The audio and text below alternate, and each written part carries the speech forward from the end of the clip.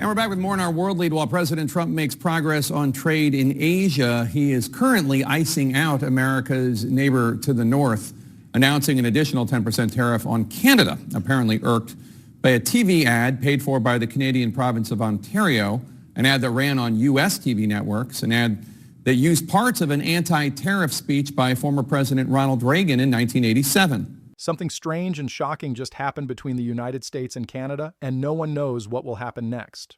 A short 30-second ad from Ontario suddenly made the U.S. shut down all trade talks. Now everyone is asking the same scary question. What comes next? Factories, jobs, and even energy supplies might be hit hard, and the real trouble may not have even started yet. My intention was to bring this to the American people and tell them that tariffs, protectionism, does not work. Ronald Reagan was a free trader, the greatest president, in my opinion, ever. And we wanted to get the message out. And did the message get out? 100%. The United States have terminated all trade negotiations with Canada. The decision followed a 30-second television advertisement funded by Ontario's provincial government that criticized American tariff policy using audio from former President Ronald Reagan. President Donald Trump described the commercial as egregious behavior and announced the suspension of talks in a post on Truth Social. The bilateral relationship between Washington and Ottawa now faces its most significant strain in decades. The advertisement at the center of the dispute features audio clips from Reagan's 1987 remarks, in which he stated that tariffs harm American workers and consumers. Ontario paid for the spot to air on U.S. television networks as part of its campaign against Trump's tariff measures on Canadian goods. The commercial ran in multiple U.S. markets and included footage of manufacturing plants alongside the Reagan audio. Trump administration officials stated that the advertisement represented interference in U.S. domestic policy and an attempt to influence ongoing court proceedings related to national security tariffs. Trump stated on Truth Social that Ontario's actions crossed a line. Canada has launched an attack on our trade policies using propaganda, he wrote. All negotiations are terminated effective immediately. White House Press Secretary Caroline Leavitt confirmed the administration's position during a briefing on October 24th, stating that the advertisement was designed to undermine U.S. sovereignty and constitutional authority over trade matters. The United States and Canada share the world's longest international border and conduct over $750 billion in annual bilateral trade. The two countries operate under the United States-Mexico-Canada Agreement, which replaced NAFTA in 2020 and governs trade in goods, services, and investment across North America. The USMCA includes provisions for automotive manufacturing, agriculture, energy, and intellectual property. Under the agreement, 75% of automobile components must originate in North America to qualify for duty-free treatment. Canadian automotive exports to the United States totaled $48 billion in 2024, according to data from the U.S. Census Bureau. The integrated supply chain for vehicle production crosses the border multiple times, with parts manufactured in Ontario often shipped to Michigan for assembly before returning to Canada for final touches. Energy trade between the two nations reached $150 billion in 2024, with Canada supplying approximately 60% of U.S. crude oil imports and significant volumes of natural gas and electricity. Trump imposed tariffs on Canadian steel and aluminum in 2018 under Section 232 of the Trade Expansion Act, citing national security concerns.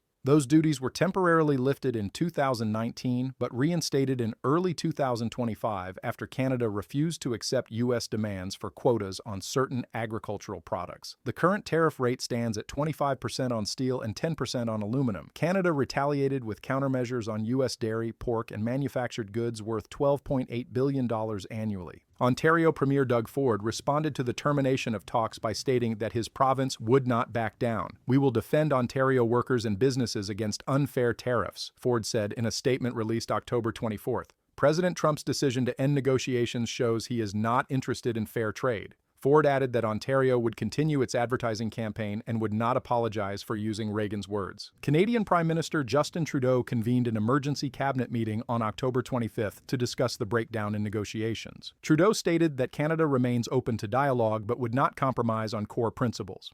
"We will always stand up for Canadian workers and our sovereignty," Trudeau said during a press conference in Ottawa. "The United States benefits enormously from our trade relationship, and we hope cooler heads will prevail." The U.S. Chamber of Commerce expressed concern about the suspension of trade talks. President Suzanne Clark issued a statement on October 25th calling the decision counterproductive. American businesses depend on predictable trade with Canada, Clark stated. This breakdown will hurt workers and consumers on both sides of the border.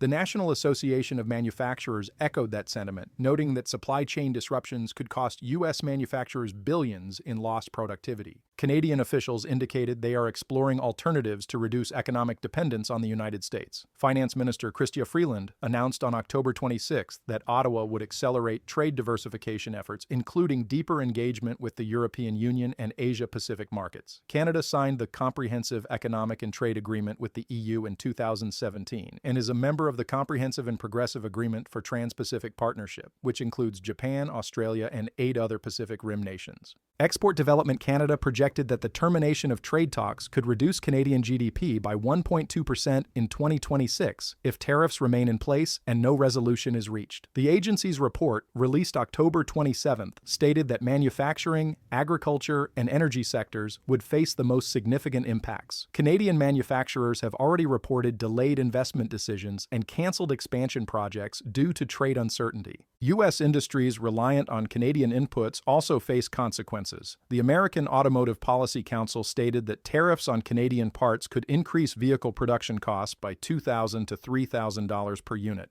Midwest utilities that import Canadian electricity and natural gas warned of potential price increases for consumers if cross-border energy flows are disrupted. The breakdown comes at a time when both countries face broader economic challenges. U.S. inflation remains above the Federal Reserve's target, and Canadian household debt levels are among the highest in the developed world.